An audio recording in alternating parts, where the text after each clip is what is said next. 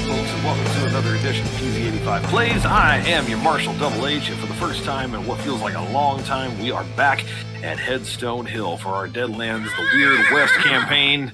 I shouldn't have done it out loud. It was weird. It was in my head. It was going to be good, and then it wasn't. That's pretty weird. Let me introduce you to your cast. He is, well, we call him around here the heart and soul of PZ85. Playing Gillian Legion is Mr. Shannon Young. For the record, I am an AI-generated personality on the show. He is Shannon May Young now. Oh. Playing Dr. Emmett Durandal is one Stephen Bright. I just took a shot of whiskey. That was not a good time for that. I can't tell if that was in character or not. It is not. Why not both? It could be two things. Exactly. Playing Fern Hawthorne is Lindsay Wolfgang. I discovered a book of Ninja Turtle stickers I forgot I had. Can I tell you what else you discovered today? Again, not sure if that's in character or not. Can I tell you what else you discovered just really quick? After I introduce the Kaz Man, who of course is playing one Thatcher Kane. I do this shit for the love of the game. Yeah, then you yes-sir'd him. Because he doesn't love the What game. Lindsay do? Thanks for messing up my intro there, Shannon. Add it to it. So, Lindsay called me today to her room because she had a wasp in there. And it looked, well, no, she wasn't too dumb about it. She called for help. She called for backup. That's the point. He's giving me a deal here. He's giving me a deal here.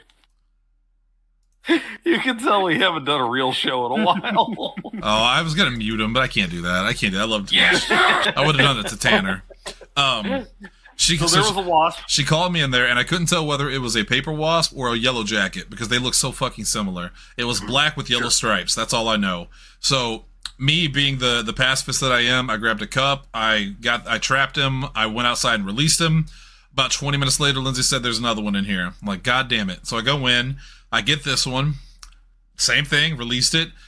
A couple of minutes, I'm in Fallout. I'm in Radiation Rumble at this point. And she's like, "There's another one." And I was like, "I cannot help you right now."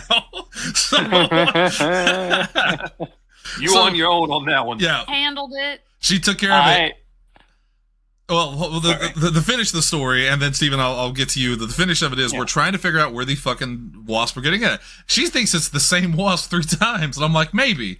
So we're kicking about the door like Mo kicking Barney out of just the right behind bar. her. He just keeps coming back. So I'm looking all around the windowsills and stuff because there's issues, and I can't see any open spots, and I'm like, man.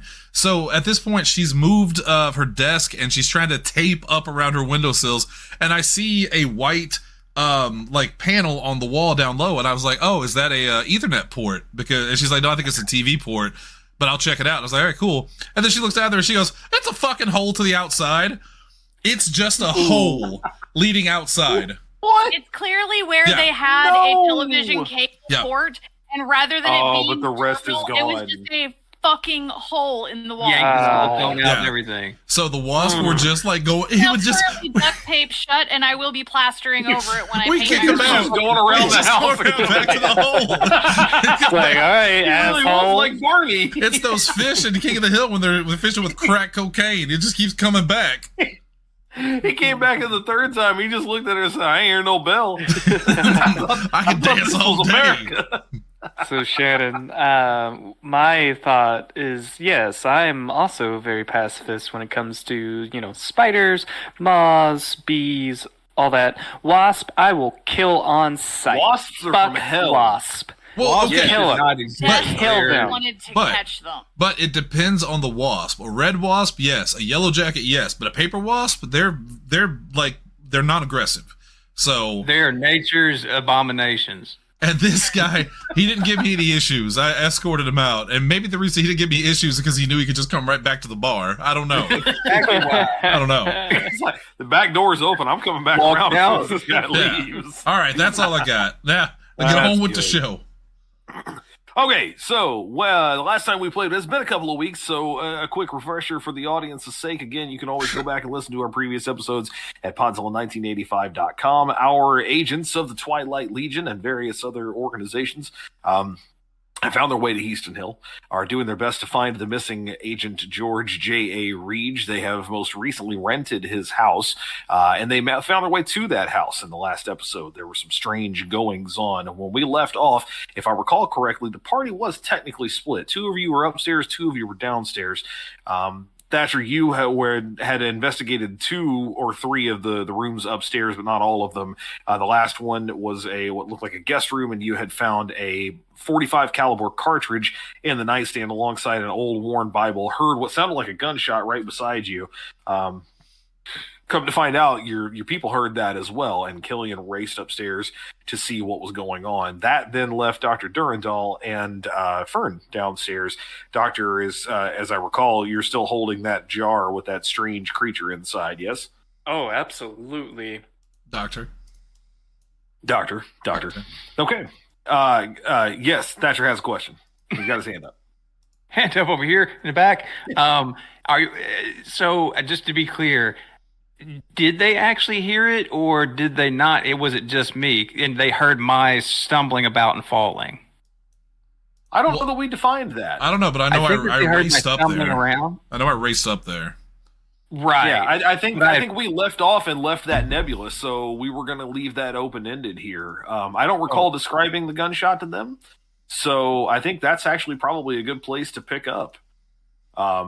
Killian, you heard a noise upstairs for certain. Whether or not it was a gunshot is not instantly clear. Let's have a roll right out of the gate. You're in roll 20. You're good to go on this, right? Yeah, absolutely. Yeah, get away from my porn. Go ahead. Well, you're gonna want to get away from that. Make a notice roll for me, if you would, please. That's something I can do. You can. The first roll, all right, well, that's exploded, so we'll just go and do that again. So that is 14 altogether, because I have a +2. Nice. I'll roll the 1d6 for fun, but I don't see. Yeah, it's a 1. Let's go with the 14. No, let's go with the 14. Not one thing that you heard sounded like an actual gunshot. You heard no. Not him anyway. You for certain, Thatcher. You heard. Oh yeah, no. I thought somebody just shot me in the butt. You exactly. You heard what sounded like an actual revolver go off right beside your head. Oh, shot me in the head. My bad. Killian, you just heard the stumbling of him about in the wake of that happening. Maybe the drawer slammed shut, something. It sounded like a loud noise, but you know enough about what a gunshot sounds like, about what any caliber, any weapon make or model sounds like to know this wasn't a gunshot. It was just a loud noise that got you. I can tell you what I did. When that shot went off, I was sitting on the bed, I believe. Yeah. Yeah, you were definitely near it, so we can say you were sitting on it for sure. Yep, and then when that happened, I leaped forward and definitely stumbled into table or something, whatever was nearby, and I'm assuming. Yeah, it's a nightstand. Yep, nightstand. Yeah, so you would have found that cartridge in the top drawer. Yeah, top drawer of a nightstand with an old Bible in it. So yeah, we'll say the whole thing just went to shit when you fell into it. Yeah, when it did that, I am curious. Like now, Killian's coming up as he's walking into the room. I'm looking around and I'm looking down at the nightstand as it has separated into pieces, so to speak. Mm-hmm. Is there anything else that came out of it? Any other piece of paper or hidden item, weird false drawers, anything like that? Well, let's have you make a notice roll. Even though you are right there with it, you are a little rattled right now. All right. Notice roll. It is. Whoops, I forgot. What am I? 8. There it is. Oop. All right, here we go. I have that song in the playlist, the Sunny playlist I made, because it's in one of the episodes. As it should be. Forgive me if we've already defined it, but does this a notice row that I could apply investigator to? Yeah, sure. All right, cool. All right, incoming. 6 and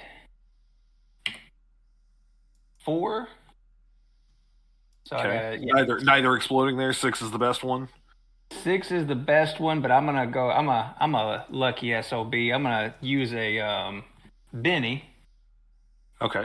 Yeah, that's right. And Yeah, and then so when I do roll the Benny, my Elon gives me +2 when spending one on a trait roll. Yep. Does that also with investigator? So that's +4. You get the higher of the two. 2 or 2. Two is one, 2 is the other. 2 is investigator, 2 is the Elon. Yeah, so you would just get a +2. They don't stack on top of each other. They don't stack things. Oh, all right, that's okay. Anytime you get a bonus to those traits, that's how that works. Got it. So there's an 8, so that exploded. And I can does that mean I re-roll the same dice again or go with my 6? Same die. Same die? Yeah, same die. All right, Sorry, so man. that's technically 10. No, you're good. 16. So 16 is the highest total you got there. 16 is the highest total I got there, and then the 6 is just a 3. So my Explodo Boom was 8, plus the 2 makes it 10. So it's actually 18, my bad. 18. Okay. So the nightstand, as you fall into it, explodes. Almost literally. This, Killian, is what you heard and what sends you racing up the stairs. We know from the end of the previous episode that you were already there, but we're kind of just fleshing out what happened in that moment because I think we got to that point last time. Thatcher, as you kind of pull yourself out of the wreckage of it, again, there were 2 things you knew for sure were there. You had the cartridge in hand. You somehow still have it in hand. The cartridge itself is not particularly interesting. It's not spent. It's not used. It's no different than any other 45 caliber cartridge. You've seen a million of them, right? But there was that well-worn Bible that was there. And as you're kind of just like sifting through the wreckage of that nightstand of where it's fallen apart, no hidden compartments, no secret drawers, but that Bible is kind of underneath all of it. When you move the tabletop basically out of the way, it's right underneath it. It was closed before. It's open now. And like anyone who sees an open book, especially when it wasn't open a moment ago, even though it may have just opened up in the wreckage, it catches your attention. As you glance at it, and you take a close look at it, you see it's open to Matthew 25:41, which reads, "Then he will say to those on his left, 'Depart from me, you who are cursed, into the eternal fire prepared for the devil and his angels.'" It dawns on you that the gunshot was right beside your left ear. Left, like triggers something, and it was almost right beside your left ear. It's about that time, by the way, Killian, that you would get up to the top of the stairs and you would race into what we described as Chamber 2. This was the guest room that Thatcher had gone into. And you see him sprawled out on the floor in between the 2 guest beds. The nightstand is shattered. I'm going to have gun drawn just because Sure. when Killian, when you hear a noise... Which gun? Because he thought it was a gunshot. Because he doesn't know. We established he doesn't listen to gunshot. He's gonna pull out the sweet one, not the sour one. Okay. Okay. Because until it's a lethal situation, yeah.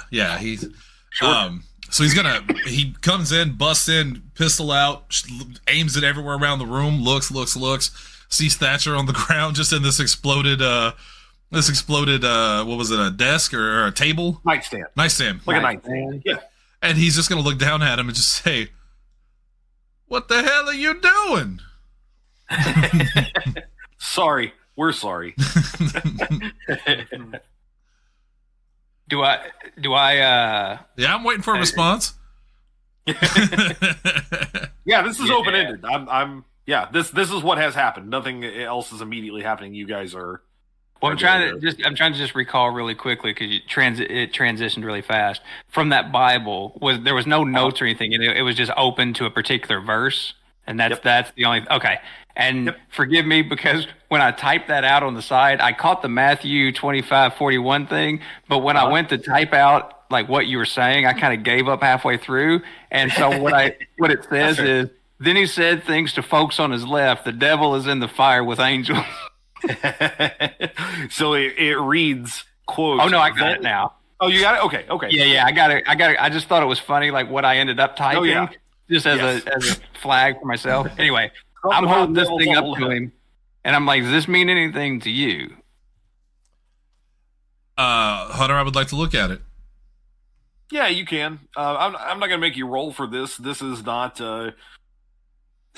something from your past or anything like that. You've not heard it recently. Now, you tell me how much you know about the Bible. I don't know how much your character knows about the Bible. So, well, if you're asking me, his father was Irish, and I'm assuming Irish Catholics still exist, right? In this world? Oh, yeah. Absolutely. Yeah. So his father, and this is just for the listeners, this is not any of the cast that know, any of the characters know this.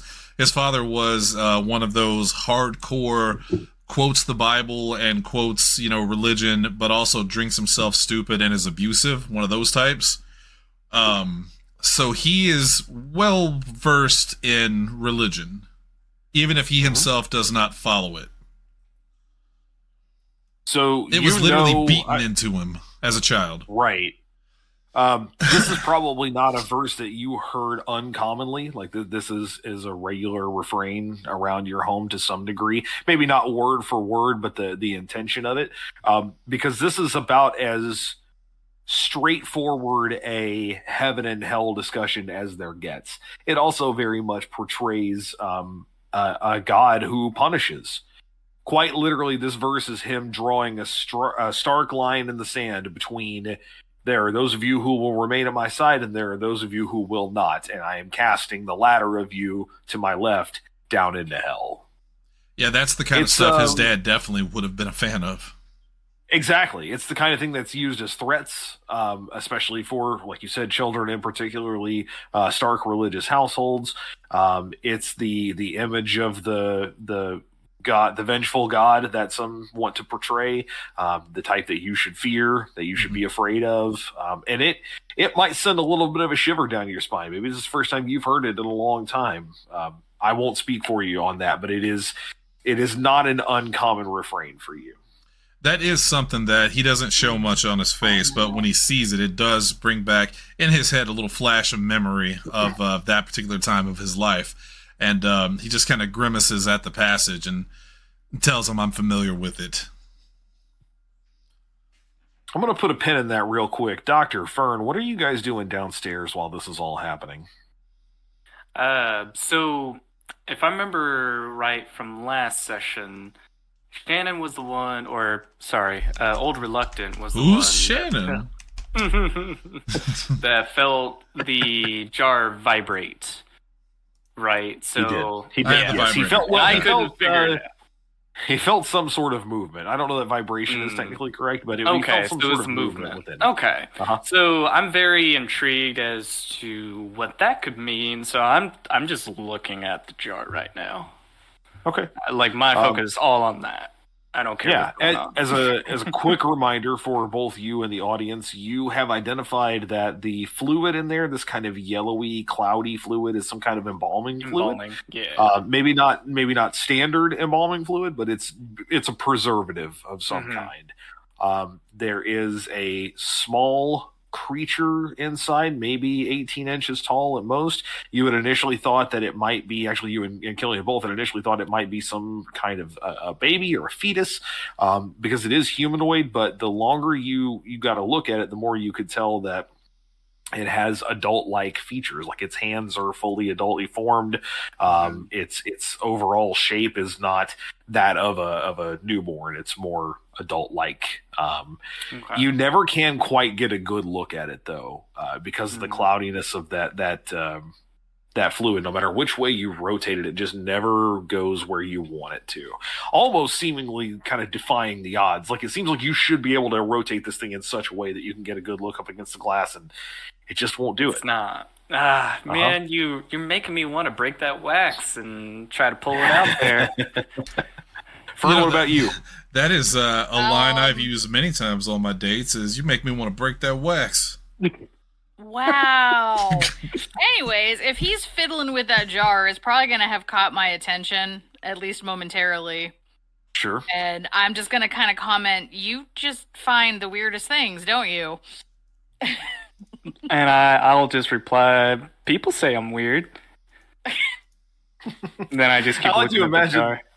I like to imagine that you're looking at each other through the jar. Like cinematically, I would absolutely film this as you're looking at her through like the top layer of the embalming fluid. Yeah. He's looking at you through the glass. Don't know how much time has And passed. if I am remembering correctly, we still haven't investigated the kitchen, which I believe is the only other room on the first floor. That is correct. There So is also I'm one probably more gonna- room on You the do that. second floor. I'm gonna make my way into the kitchen and Okay. see what's in there. Absolutely. Well, the restraint well, I'm showing is incredible. we will we'll transition right into that. And we'll come back to you guys upstairs in just a second here. So, Fern, as you head into the kitchen, it's a pretty stock standard setup, like most of the rest of the place. It needs a cleaning because, again, as JD mentioned, he hasn't gotten around to cleaning out all of Len Buckles' things. It hasn't been taken care of since then. But it's a pretty typical setup. There is an exterior door and a set of back steps on the far wall at the end of the room. The back door itself, from where you are, looks sturdy. I mean, it looks like it's well inlaid, much like the front door would be. When you guys came in, it was much easier to get through the lock than it would have been to break it down. You could tell that as much. Around the kitchen, there are numerous empty whiskey bottles. They're on the counter. They're under the counter. There are a couple on the floor. It dawns on you that old Agent Reed might have sank low enough to kind of drown his troubles a little bit near the end, depending on what happened to him. There is also, in addition to just the basic range setup and a couple of cupboards and that sort of thing, there's a pantry. It's open. You can see the shelves have nothing on them except for cobwebs, some dust. There's a single sealed can of molasses, and there is an open sack of flour that, when I say open, it's been torn open. You can tell it's been feeding the mice for some time now. Gross. Not actively, but it has been for a while. The only thing beyond that worth noting is that there is in the kitchen floor, kind of back toward the back wall near the actual exterior door, there is what looks like I mean, you could best describe it as a trap door, but not like a surprise, like literal trap. There's like a hinged door in the floor. Looks like it leads probably to kind of a root cellar or something like that, maybe underneath, but it is closed currently. All right. I'm not going to root around too much because it seems that there isn't much anything different in here than in the other room. So I'll make my way back to the other room where the doctor is and decide on whether or not we're trekking upstairs with them.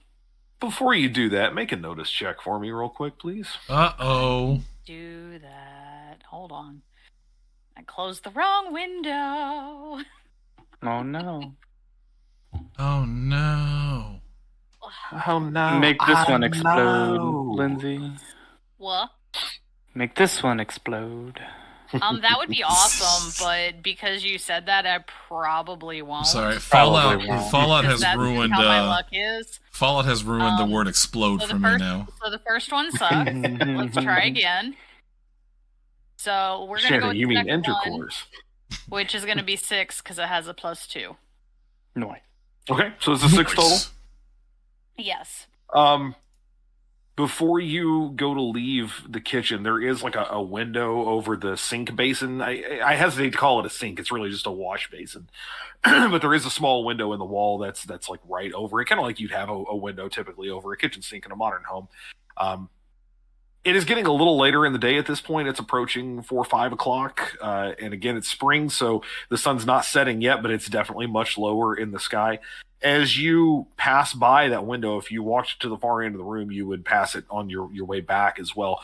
When you went by the first time, nothing caught your attention. Going back by the second time, out of the corner of your right eye, for just a split second, it doesn't even register with you at first until you get a couple of steps past. You would swear that somebody was looking in through that window. Goody. Yeah, I'm still gonna make my way into the other room, so when someone is looking in, I don't give myself away that I think I saw them. Okay. All right, as you head back to the dining room and the doctor, let's head back upstairs. Fellas, what are you guys doing? I'm still waiting for an explanation of why he's on the ground in the middle of this end table, holding up a Bible verse.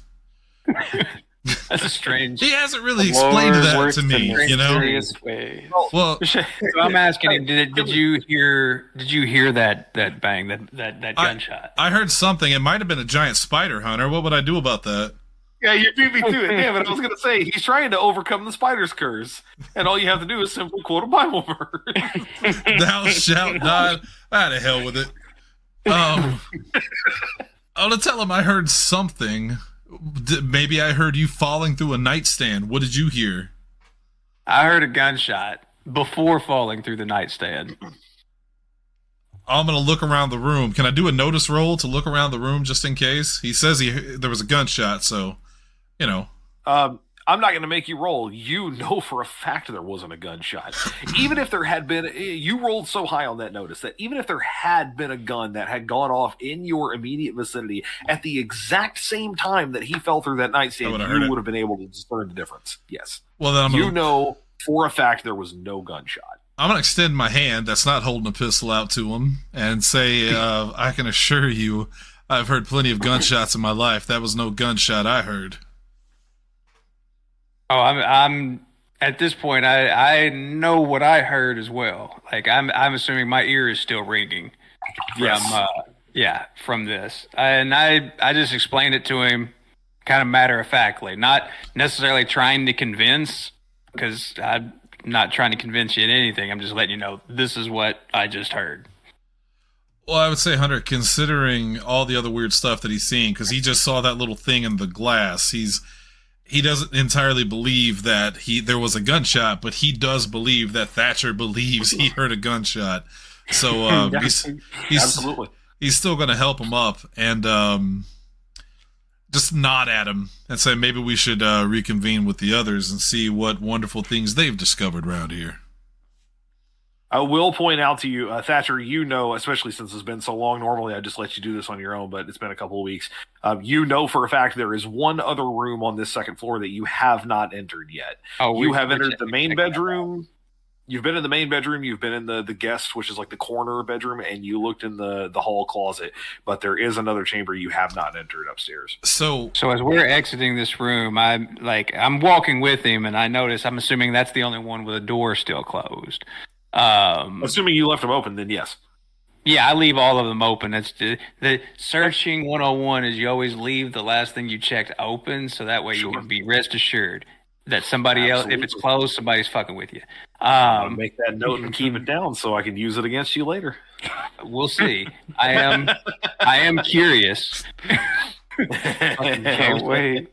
So yeah, I kind of halt there and I noticed the door, and I'm like, we no stone left unturned, as a wise investigator once said. So I jiggle the door and open up. While he's doing that, I would say, I'm just going to pretend he said that low and to himself. Killian's still walking, talking about the virtues of being safe and sticking to a group, and then he notices that Thatcher isn't next to him anymore. He looks back and just, God damn it. Killian, while that's been happening, actually, quick pin on you, Thatcher.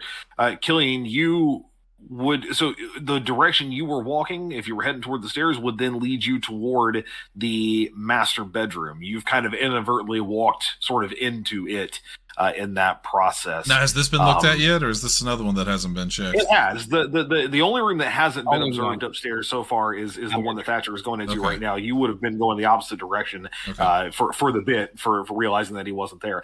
But as you kind of step into the master bedroom and realize that that Thatcher isn't there beside you, when you turn to leave to catch up with him, your boot, like the heel of your boot, catches on something strange.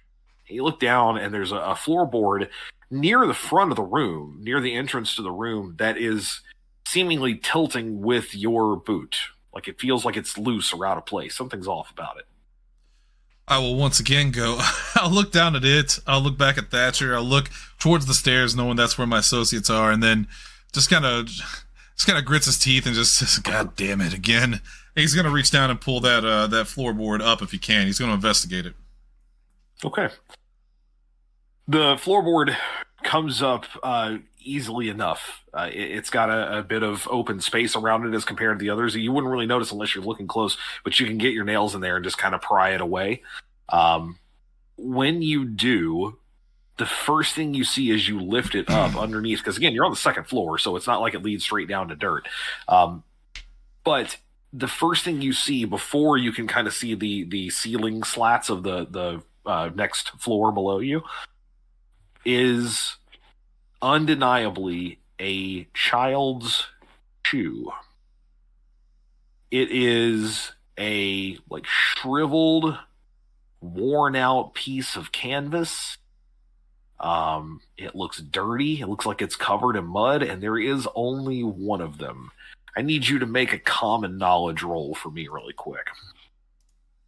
While he's doing that, I'm having strange flashbacks to some skulls. Like in the game, or? Yes, but a different game. Damn it. Didn't do it right. Shut up, Steven. You're drunk. Oh, Cody, no, I'm a I know shot what at he's him. doing. I know what he's doing. Explode. Oh, yeah, I remember. I get it. Oh, shit. I just got it, too. Yeah, no, we're not doing that. I'm not doing that this time. Can I be in on the joke? So when we did Curse of Strahd, Kaz and I were particularly hated by Cody because we just did outlandish shit. One time, Kaz and I put on a puppet show with the child skeleton. That's a real thing that happened. No. Yeah, You know how you stab your forks into the dinner rolls of the table and you make them dance? Yes. It was that. I do the Abe child's Simpson. bones. I think that's when Cody should have given up on trying to treat it seriously. But anyway, I think Cody died that very night. That was also the night that Bjork became a goldenaire. I just started buying all the businesses that he started throwing things at people. So throwing the money. I got a 10. I'm gonna roll the other dice just in case. I can't see it going any better. Well, hold on. It exploded. It exploded again. Dang. This is the night. 10 on both. It is. 10 on both. All right. Yeah. So I'm gonna mix this as I had to roll common knowledge, but I'm gonna mix it as both knowledge that people would generally have, like common knowledge, but it's also something that you know from your time with, not with your people, right? Because you're half Native American, so it's Right. definitely not from your mother was Native, right? Yes. Yeah, it's not from your mother's side at all. This is not a Native custom. It is a decidedly white custom. In fact, it is actually a bit of an Irish custom. What might have scared someone else, this is not something that instantly strikes you as, oh God, there's a child there. Although your agent instincts, your ranger instincts might kick in on that. A second later, you recall this is an old custom that people thought would bring a house good luck, is to take a child's old worn shoe, something that had been used to the point that they couldn't wear it anymore, and to place it somewhere in the house. However, you don't normally just do that somewhere and leave it there forever. It's also often a marker. And sure enough, feeling around where you've picked up the shoe, you can tell that before you get down to the wooden slats that lead to what's effectively the ceiling of the first floor, there's an old piece of canvas there as well, almost like draped over something like a bit of a tarp. Oh Lord. I am gonna slowly pull that tarp off in dramatic fashion. Okay. It's difficult to see down there. Do you have a lantern or any kind of light source? Maybe. Although maybe this would be a fun time to bring someone else into it too. I'm gonna yell downstairs and just yell out, someone bring a lantern. Okay, then we're going to put a pin in that, and we're going to go back over to Thatcher. Thatcher, the door to the final unexplored room upstairs, you jiggle the knob. Jiggle the knob. Well, I'm on it. Please do. Yeah. I don't know where knob came from. You jiggle. I was trying to say jiggle the knob a little, and Jiggle and Little decided that knob needed a little there as well. You jiggle the knob, and and the door opens with no real resistance. This room is so decidedly different from the others. I'm not going to say it takes your breath away, but it does definitely, because that's not for me to decide. But it does kind of take you aback for certain, or it would have to, I would think. It is full of taxidermy. There are mounted animal heads. There are stuffed birds, everything from deer to elk. There's some wild hogs. It's like the room. It's like Grandpa's place from the Lost Boys. It's where you get the meats in Fallout. Pretty much. Exactly. Oh, the meats are all gone. There's no the meats are here anymore. Been yoinked. It's just the skins. Yes. There's like a badger that is hanging like fully, intact.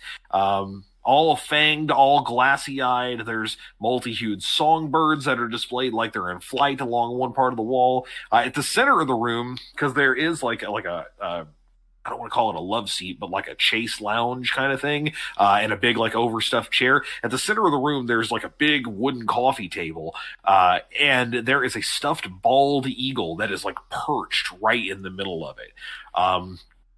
This room, the moment you open the door, it smells dank. It is musty. It feels like no one's been in. Yeah. No, it's almost the opposite. It's dry animal. Like there's an animalistic scent to it, but it's like the dust of animals, basically. I'm on it.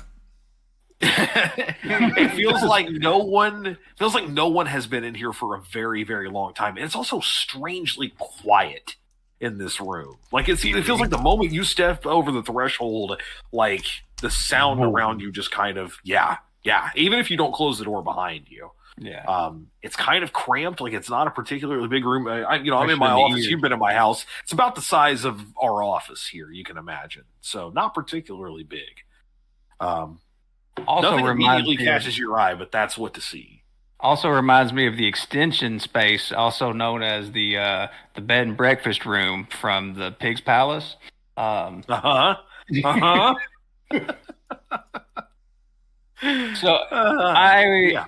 obviously there's a shit ton of different animals and so forth, and I am very curious now as to what this room is about. Every other room has been fairly Spartan in sense as far as furniture and items within it, but this one seems to take the cake. Like you said, this is opposite.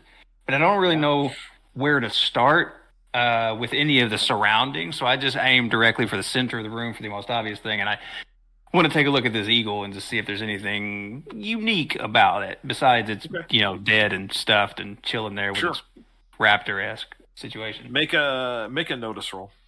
All right.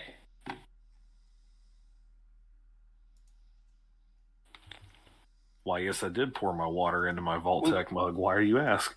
Why are you ask? Okay. Why are you ask? Why are you ask? Nine. You are ask. Not bad. You are ask. Nine or 6. Is it investigation's cool? Yeah. Okay, yeah, 9. Oh, and then try the other one. Explode them. Yes, exploding. Exploded. Uh-oh. Boy, this is the night for explosions. Oh my god. I forget. If I explode, do I re-roll my 8 or the 6 again? No, the 6. Yeah. You reload whatever die you roll. Re-roll it. Yeah. Oh yeah. All right. There you go. 12. Yep. So the highest possible version of this is 12. Is it? Wait, 9. Because you add +2 to your 10 here. Oh, yes. Yeah, you still get that. Yes, the dice never add to each other, but whichever one got the highest roll, then you add your bonus onto it. Right. I was just making sure, like, the explosion negated my initial row, so. Nope. Gotcha. No? Yeah, okay. Well, yeah, because you pick one of the 2 dice. Right. Whichever one got the highest possible version. Yeah. Yeah, so you had a 9 for the 8, you had a 10 for the 6, you add the 2 to the 10, that's a 12. Yep. Yeah. Okay. So first things first, this thing is heavy. Way heavier than you would have expected. It's on a base, it's on like a wooden base. That's fashioned, it's like out of part of a tree stump. It's like they cut like a circular section out of a tree, and so he's kind of like perched on it, like he's getting ready to take off, like he's almost in flight.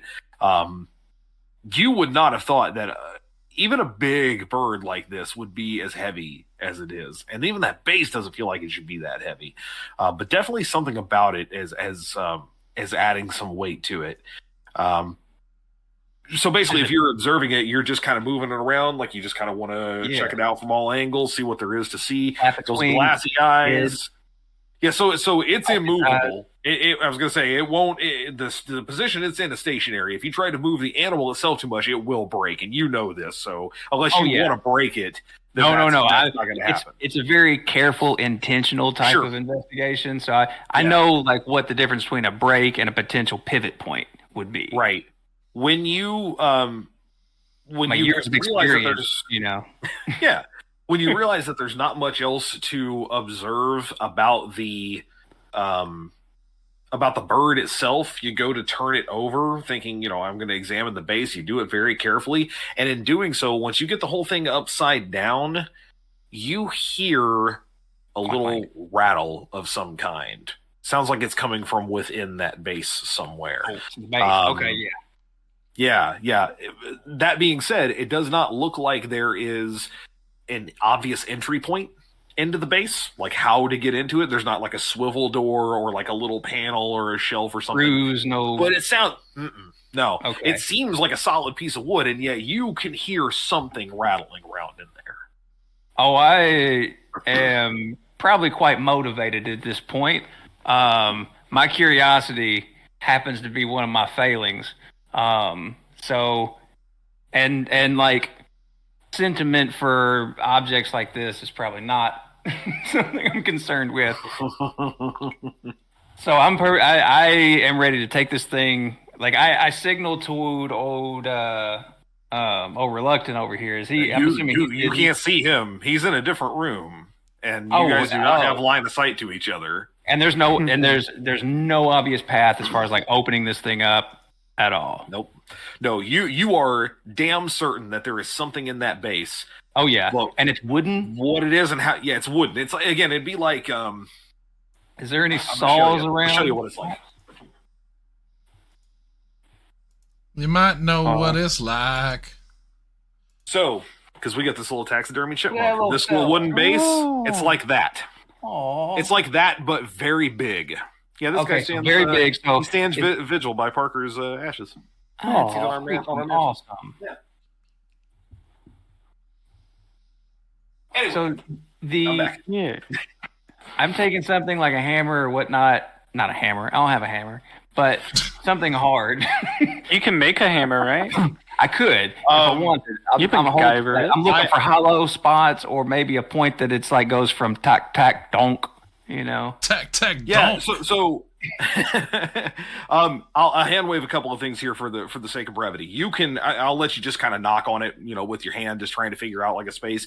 You can tell once you're kind of tapping on it with your knuckle that somewhere toward the center there does seem to be like a little bit of a hollow spot. And sure enough, if you like give it a little shake, a little rattle, again, it sounds like there's something rattling around inside there.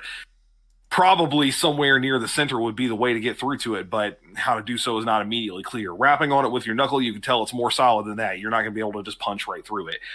The other thing is this room is like a trophy room, so there's really nothing in the way of tools or anything like that in this room, unless you're going to use one taxidermy to bash another, and you get the idea that that's probably not going to work.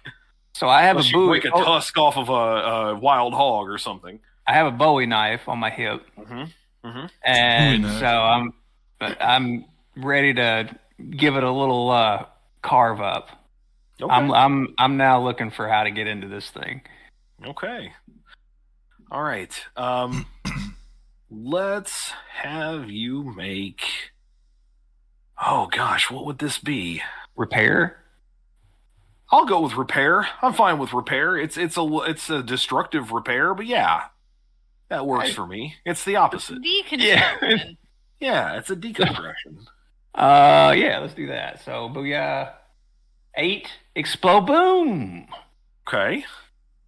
Keep it going. Let me keep it going here. Yep. Let me see. 4. That's a 12. That's a 12, yep. I'll try your 6, too. Nah, just a 3. So I'm at a 12. Right. I'll take 12. That. All right. So It's a little hard to balance this thing because it's a little too heavy to hold with one hand, but you can't really balance it on its head without messing up the eagle, you know? And you said you weren't being particularly reverent of it, but you do figure out a way. There's like an overstuffed chair, and there's like a display case. You can kind of like wedge it between those two, where the eagle's kind of like hanging down, and then the base is kind of hanging on. So that way you got two free hands. You take out your knife. You go to, what are you going to kind of just like plunge it in toward the center and try to just like chip that section away? Get less plungy, more carefully kind of tapping at it around the edges. I can tell where the hollow piece is at, so I'm trying to create a cap. Chip that section away, absolutely. As you go to start to do that, Killian, let's go back to you. You called for a lantern. Actually, because of that, let's go downstairs. Fern, Dr. Durandal, you would both hear that call for help. Any of you? I'm gonna roll my eyes slightly because the doc is preoccupied with his jar still. And I'm like, does he think we just brought our whole survivor packs with us? Because I didn't bring my pack with me, so I don't currently have my lantern with me. Lantern now. Lantern's in my light, so I might look around real quick and see if there's something around. Bring a goddamn Absolutely. match for all I care. Get me some light. There is an old oil lantern, like a hooded lantern that's hanging near the back door in the kitchen. You saw it when you were in there. It's something that probably somebody used at night, maybe to go to the outhouse or something like that. Okay. I will go grab it and make sure it's got some oil in it. It does. As you go back through the kitchen, you don't see anyone at that window. If you were to look, and you don't notice anyone out of the corner of your eye either. The lantern does indeed have oil. Not much, but it's got enough. You know, you rattle it around, you can hear that it's got a little bit in there, and there's a box of like long matches nearby you can use to light it. Yeah, I'll grab that and go upstairs and be like, "What are you so worked up about?" and hand him the stuff. Hold on just a second, because as you go to leave the kitchen, this time again, out of the corner of your eye, you know for certain there was someone at that window who was looking in on you. Okay. You didn't get a good look at him. But it had to be someone tall because that window is pretty far up off the ground. And they were definitely darkening the window. Do you just breeze on by then? I'm going to keep moving, but I'll have made note of it. And if he seems taller, I might think back to our friend that Old Reluctant tried chasing after the other night. Followed. But otherwise, I'm going to go take him his damn lantern. Okay. You head up the steps, and sure enough, Killian is... I'm assuming Killian on your hands and knees, basically, in front of this floorboard. I'm on one knee. Okay, good enough. So specific. I'm not trying to embarrass you. I'm just saying you would be on the ground. I'm low to the ground. I'm time traveling. Yeah. Fern, you can see that Killian is he's got an open floorboard in what looks like the master bedroom, and there is an open space down there. It's dark inside.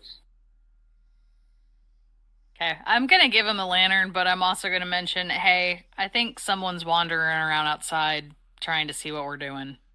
We'll deal with that in just 1 second. You hold that lantern down here real quick. Don't hand it to me. I go ahead and light it so we can actually have a life source and resist the urge to smack him upside the head with it accidentally in the process. Fern, you also notice as you're lighting that lantern that there is a discarded baby shoe laying on top of the plank that's taken out of the floor. It's an old, worn, shriveled piece of canvas. It's dirty. Looks like it's a bit muddy. I've seen enough other gross stuff in here. I'm not fazed by it. Absolutely. Well, prepare your brain for razzle dazzle.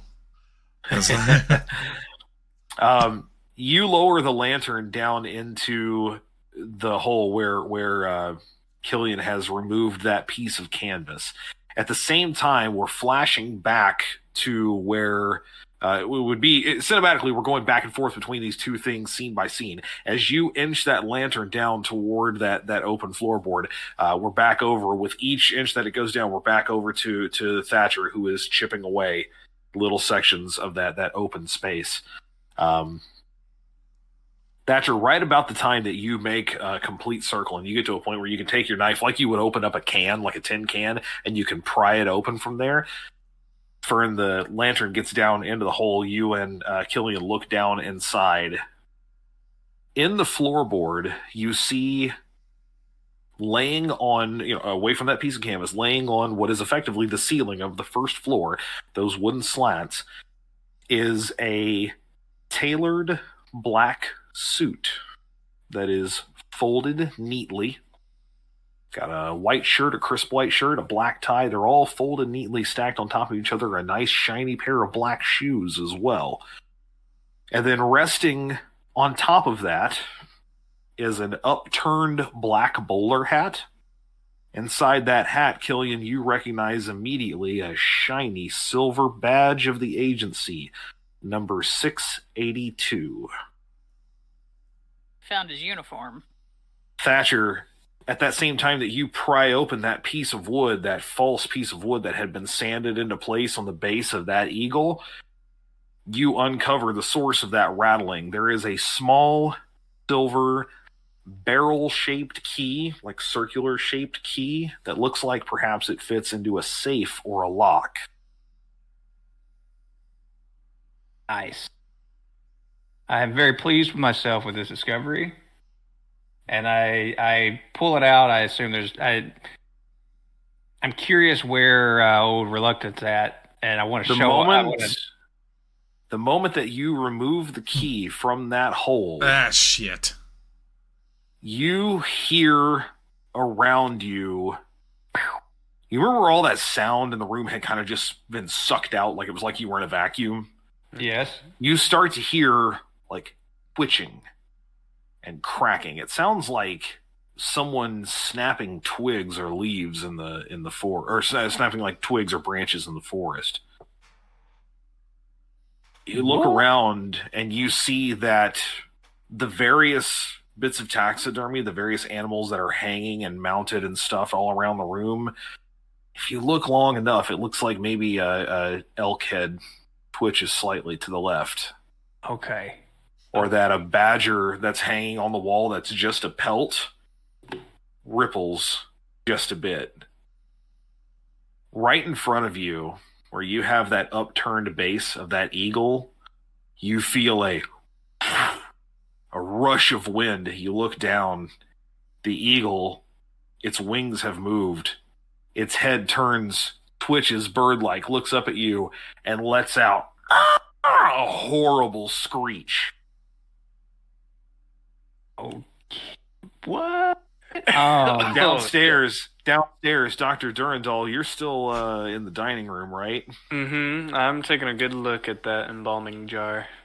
Behind you in the parlor, you hear ding ding ding ding ding ding ding ding ding ding ding. Steven, the player piano starts starts up once again.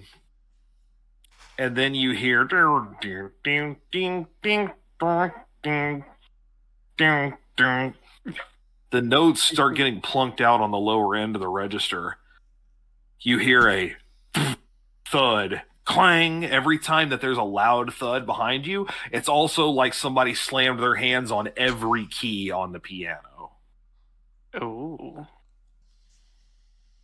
Definitely want to turn around and take a look, see if there's anything that has changed or is. Well, there has, because You can bet your ass.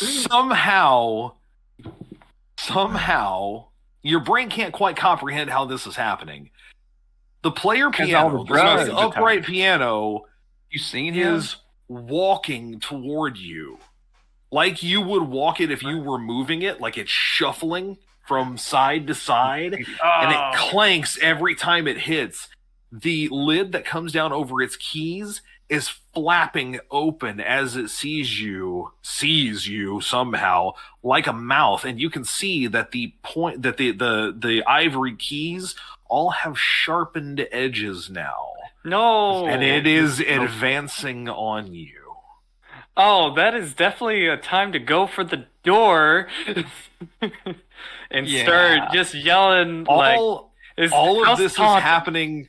All of this is happening simultaneously. Back in the master bedroom where the two of you have found the suit and the badge, in the distance you begin hearing the player piano. You hear strange animalistic noises from somewhere down the hallway. The suit... Who's holding the suit? Did you guys lift it out, or is it just still in there? Touch it. Yeah, no, not yet. But I would think imagine. one of them did. They're retconning it yeah, now. no. Before he hears the noises, I was going to say it would make sense for Killian to reach in there and grab the suit and pull it out. Okay. So you have the lantern down. You can see that this is there. From the behind the two of you, all at once you hear, "Get out." What the fuck? You turn and may- there's no one there. Yeah, Thatcher, go ahead. If I may ask, does my MacGyver also give me the ability to like dive and roll? Like MacGyver does too? I wanna go don't to think the that's door. part of the talent. I don't think that's how that works. It says MacGyver. I'm just, you know. He's not MacGruber. He's MacGyver.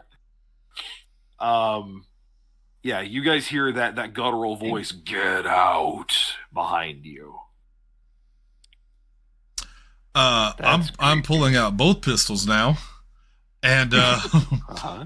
looking around. No, That's nothing there, and I'm gonna look over at Fletcher, Madam, what her name is, Thorn. Burn. Fletcher, madam!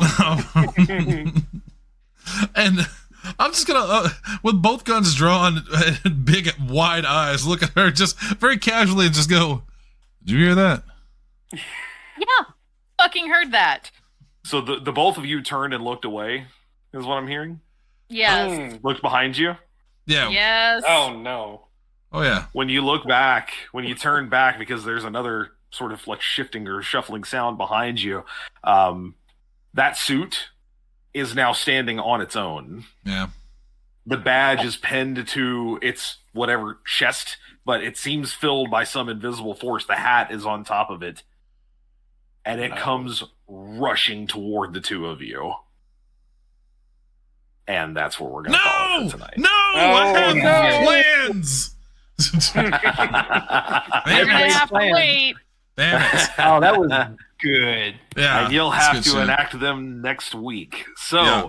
that is going to do it for tonight for the latest edition of PZ85 Plays Deadlands, the horror at Headstone Hill. I will tell you all that my plan at this point in time is next week, which is, I think next week is our last session for this month because we are off on the 30th. I will be out of town that Tuesday, though we might be able to record one in advance. We'll talk about it. Next week will likely be the end of Act 1. Yeah. Of our adventure here. Hell yeah. Which means that if plans shake out correctly, I've been trying to work on this and GM at the same time. In the month of May, you will get our second one-shot of the Modifius Fallout 2 D20 system in celebration of the new game and the new show. So that's the plan right now. We'll have another Fallout one-shot coming your way in the near future. But of course, we got some things to wrap up here before that happens, and likely that will happen next week. In the meantime, Shannon, tell them what else we're doing this week. Well, right now I'm typing into Copilot what we just witnessed to see what AI can bring to life for me. I'm curious to see what Yes, it please. is. Hey, tomorrow we've got an all-new episode of Extras and Epilogues with, you're not going to want to miss this one. I talked Lindsay into dropping one of her films. No, because every time we complain, the ratings go up. They like to hear us talk about movies we hate. If it's a movie we love, it's just a circle jerk. Not to give too much away, but we watched Mad God. Phil Tippett's Mad God. 30 years in the making. I haven't yet. I I gotta get there. Just say we were mad for watching it. I was mad at God for allowing this man to make this film. We'll talk about it tomorrow. On Thursday, it's an all new After Animation Dark. April. All new Hey, After Liz, Dark. what on are we doing Thursday. Thursday? We're still figuring it out. No final plans have been made yet, She but we'll didn't get hear back me. to it. No, she She not heard you. listening. She heard you. Okay. Told Oh, okay. I'm left out of it this month because I took over extras and epilogues. That's true. Uh-oh. Well, except for this week, I took that over. Oh. And then Friday, it's horse time. Yee, and all that. All right, that's it.